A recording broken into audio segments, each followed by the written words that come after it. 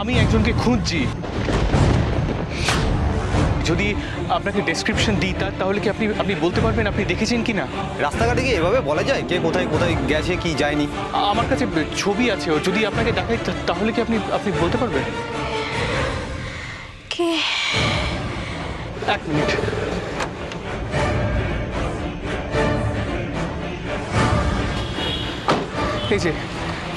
এই যে ভালো করে দেখুন।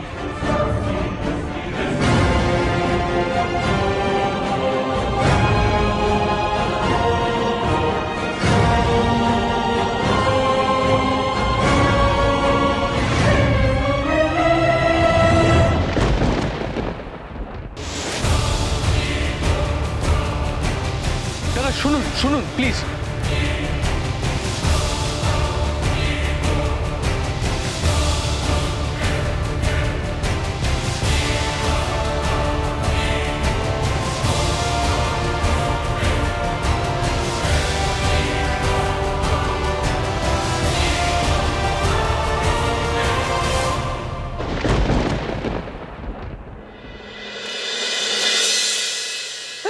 আমার কলকটা কোথায় গেল গো? চোখের সামনে ওরকম একটা হাসি খুশি মেয়েটা হারিয়ে গেল। মা কালী গো, এখন আমি কোথায় খুঁজি আমার কলককে? এখন আর কেঁদে কি লাভ শিখা? কি করি বলো? আমি যে কনকের কথা ভুলতেই পারছি না গো।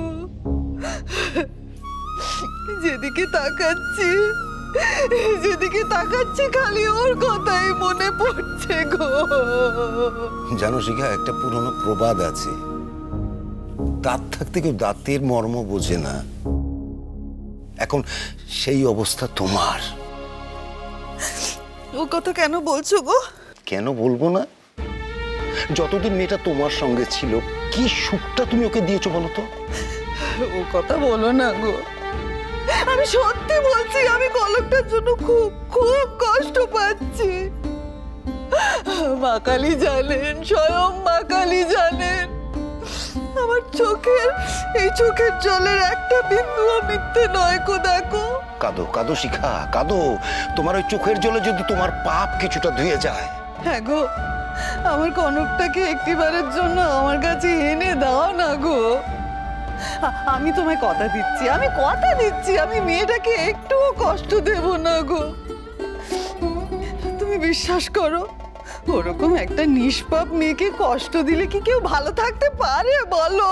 এই সত্যিটা তুমি এতদিন বাদে বুঝলে। মনে পড়ে শিখা, এই এতটুকু কনককে আমি তোমার কোলে তুলে দিয়েছিলাম। সে কথা কি আর ভুলতে পারি বলো? সেই থেকেই তো আমি। হ্যাঁ, তখন থেকে তুমি ওর উপরে নিপীড়ন করে যাচ্ছ। একটা সুন্দর ফুটফুটে মেয়ে, ভালো করে তখন কথাও বলতে হয়তো শেখেনি, কিন্তু তুমি সংসারের সব কাজ ওকে দিয়ে করিয়েছো শিখা। আমি ভুল করেছি গো, আমি বিরাট বড় ভুল করেছি, আমি মানছি আমি ভুল করেছি। ও তোমার মেয়ের মতো শিখা, অথচ তুমি নিজের মেয়ের সাথে ওকে সবসময় তুমি আলাদা করে রেখেছো।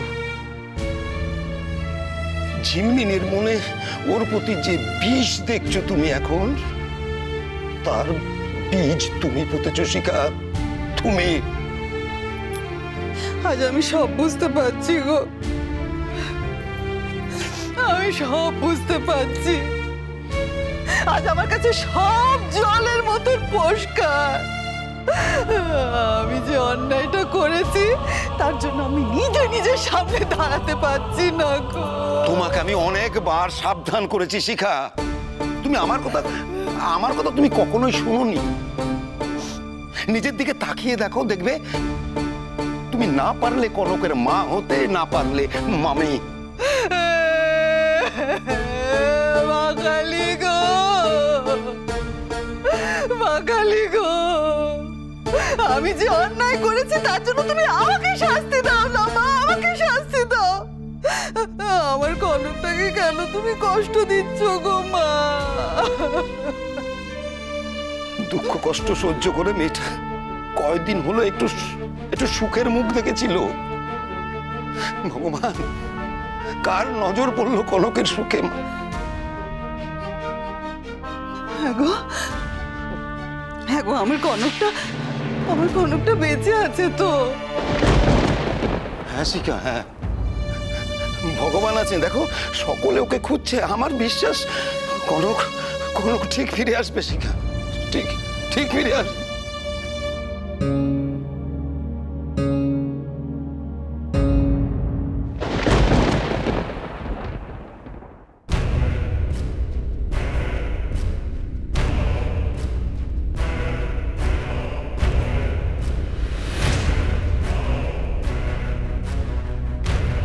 এতক্ষণে তাহলে তোমাদের বাড়ির কথা মনে পড়লো?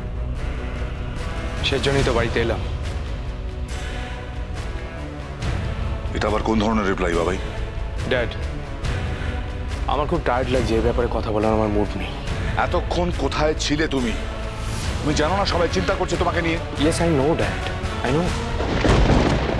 তবে এতদিন একা একা বড় হয়েছি, তাই সব ব্যাপারে কৈফিয়ত দেওয়ার অভ্যেসটা আমার কম। এনিওয়ে, তুমি যখন জিজ্ঞেস করলে তখন বলছি আমি অলিকে আনতে গিয়েছিলাম। তার মানে এত কিছু হয়ে যাবার পরেও অলি ওই বাড়িতে গিয়েছিল? হ্যাঁ, গিয়েছিল। আর তুমি সবকিছু জেনে ওকে আবার ফিরিয়ে আনলে? হ্যাঁ, আনলাম। বাবাই, এই কাজ করার পর তুমি আবার মুখে মুখে কথা বলছো?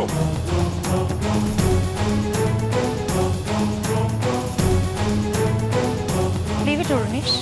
ও আজকে ওই বাড়িতে গিয়ে শুধুমাত্র তোমার না, নিজের মান সম্মানও সব খুইয়ে এসেছে। তোমরা কি নিজেরাই বলে যাবে নাকি আমাকেও কিছু বলতে দেবে? কি বলবে তুমি? কি বলার থাকতে পারে তোমার? আর চৌধুরী বাড়িতে গিয়ে তুমি সকলের সামনে আমার মাথা হেড করে দিয়েছো। নো নো নো ড্যাড, আমি কারোর মাথা হেড করিনি, না তোমার না আমার। কি বলতে চাও তুমি? অলি ও বাড়িতে গিয়েছিল। হ্যাঁ, আমার জন্যই গিয়েছিল, কারণ আমার অপমান ও সহ্য করতে পারেনি। শুধু তাই নয়, ও ছোট মাকে জোর গলায় বলে এসেছে আমি বৌরানী কোনো ক্ষতি করিনি। I am proud of her. না অরূপ, তারপরেও তোমার কিন্তু ওকে এভাবে সাপোর্ট করাটা ঠিক হচ্ছে না, কারণ মনে রাখতে হবে ও আফটার অল ওই বাড়িতে গিয়েছিল। তোমাকে তো বললাম অলি ও বাড়িতে গিয়েছিল ঠিকই, কিন্তু আমার জন্য ও নিজের বাড়ির সবার সাথে ঝামেলা করে বেরিয়ে এসেছে। এরপরে কি ওকে আমি সাপোর্ট করবো না, ওর পাশে থাকবো না? ড্যাড, প্লিজ ড্যাড, তুমি বাড়ির সবাইকে বলে দাও অলির ওপর কোন রকম অত্যাচার কিন্তু আমি সহ্য করব না।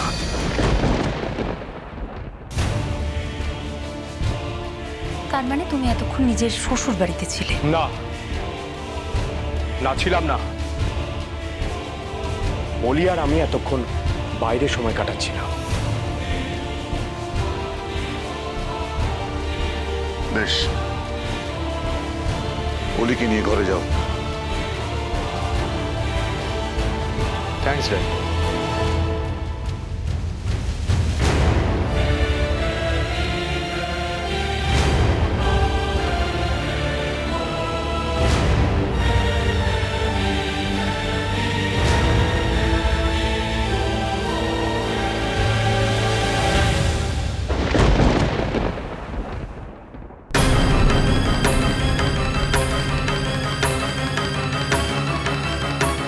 এসো।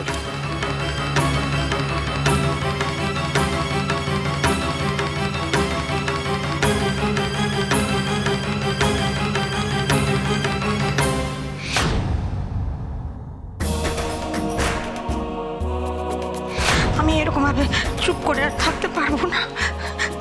আমার নাতিকে আমি নিজের চোখে একবার দেখবো, আমি দেখবো। সবকিছুতে ওনার দিকে ইশারা করছে, কিন্তু ওনার স্বার্থটা কোথায়? কিন্তু এত কিছু ঘটনা পর পর করে যাওয়া ওনার একার পক্ষে কিছুতেই সম্ভব নয়। কে আছে তাহলে ওনার সঙ্গে? জানি না কেন মনে হচ্ছে বারে বারে কোনো একটা বড় ষড়যন্ত্রের শিকার।